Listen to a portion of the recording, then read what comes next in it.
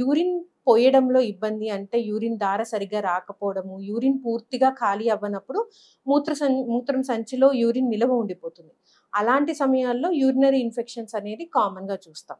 So, కొంచెం వయసు అంటే 50 ఇయర్స్ దాటిన తర్వాత మేల్స్‌లో యూరినరీ ఇన్ఫెక్షన్ చూడడానికి కారణం మెయిన్‌గా ప్రోస్టేట్ గ్రంథి.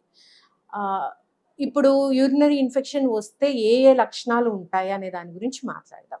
నార్మల్‌గా యూరిన్ ఇన్ఫెక్షన్ ఉన్నప్పుడు ఇందాక మాట్లాడుకున్నట్టుగా అన్‌కాంప్లికేటెడ్ అంటే లోవర్ యూరినరీ ట్రాక్ట్ ఇన్ఫెక్షన్ ఉన్నప్పుడు యూరిన్‌లో మంట రావడము, యూరిన్ మాటి మాటికి వెళ్ళాల్సిన అవసరం రావడము, ఇంక్రీజ్డ్ ఫ్రీక్వెన్సీ అంటాం.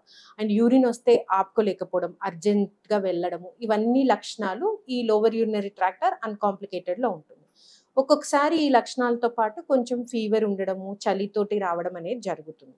ఎప్పుడైతే ఈ lower urinary tract infection complicate అయ్యి కిడ్నీస్ వరకు వెళ్ళి పైలోనే